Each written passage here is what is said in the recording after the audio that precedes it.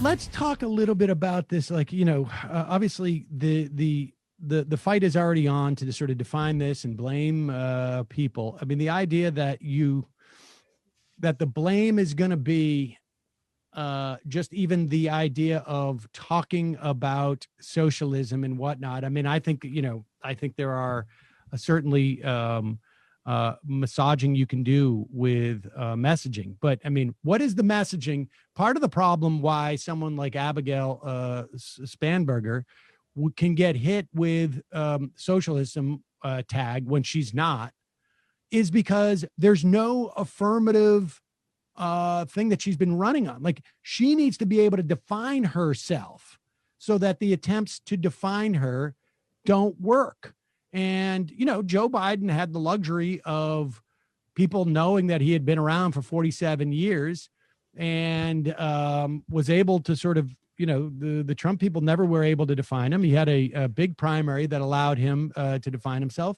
But if you're an incumbent, you should be able to define yourself to your community. And if you're not doing it, that's your failure, it seems to me. Of course, but I feel like on the Democratic side, there is always this tendency by people to blame voters as opposed to look down, like from a more top-down strategy. I guess that's part of the schism with the Democratic Party, right? The progressives are more willing to blame leadership. While honestly, I've seen this reaction for, more Democratic Party loyalists to blame voters, to talk about, oh, it's really the villains who are on the right who are responsible for these things. But we talked about this on election night, Sam. This election should not be viewed as some sort of grand victory. I mean, Biden should have won by like 400 electoral votes if we were in any just world. And the down ballot outcomes were disastrous.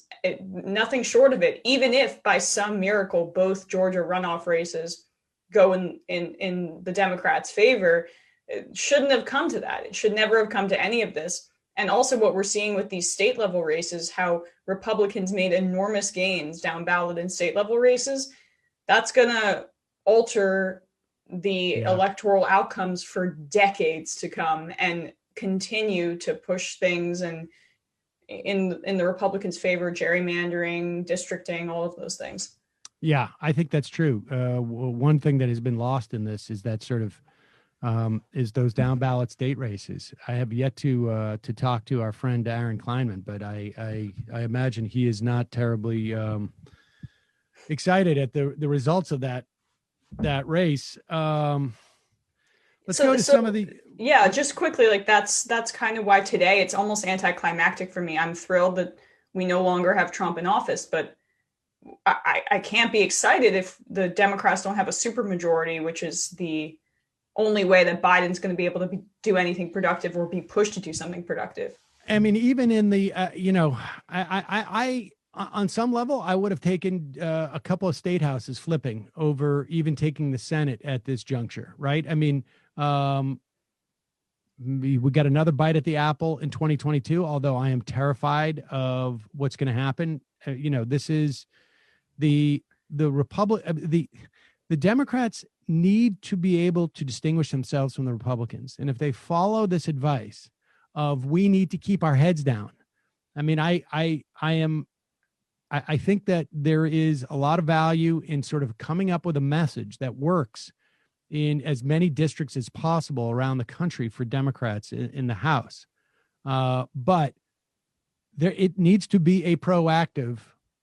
It needs to be a proactive message. It needs to be one that is pushing stuff, or you're going to get. I am very concerned about a bloodbath in 22 because an ineffectual. I mean, look at there's no Trump to run against in 22. If the Democrats do what they did in the House over the past 2 years, we've seen where that goes, even with Trump at the top of the ticket. They need to do something dramatically different. And I don't know how Nancy Pelosi, at the end of her career, is going to figure out how to do something dramatically different over the next 2 years than she did in the last 2 years. Otherwise, they're in big trouble. And the idea, and if they think that our dramatically different thing will be, let's say, to start this off by attacking Ilhan Omar or AOC. They should go back to what they did last time, and it was an abject failure. And it was an abject failure for their narrow interest, and it was an abject failure for the broader interest of the Democratic Party. Right. I mean, we know that their inability and refusal to unite behind any economic messaging is going to hurt them. I mean, you can't just have a strategy about unity and love and bringing things back to normal when you've already brought things back to whatever their version of normal is, which is harmful. So, yeah, obviously there's going to have to be some policy messaging, because the Democrats continue, and it's largely a result of their own ego, to underestimate how much regular people are disdainful of the kind of bland corporate niche messaging that comes out of the Democratic Party. And I saw it at the convention. It's not going to be sustainable to be a party that appeals to coastal elites and doesn't speak to specific economic harms and material interests. Yeah, I don't even know, like, the party doesn't seem to want to speak to anybody. It is right. in my mind. I mean, well, it didn't want to speak to Latino voters, didn't want to speak to Black voters. I mean, the reason that Georgia is this close and might likely go for Biden at this point, which I thought was unthinkable, was because of the organizing efforts by people like Stacey Abrams and people in Georgia. It had nothing to do with what the Democrats did from the top down. Yeah. So unless we can rely on everybody in other states to be as scrappy and as proactive as how they were in Georgia, which is kudos to them, we can't rely on that. Then we're set up for massive losses in 2022. I fear for the House, especially if Pelosi continues to be Speaker.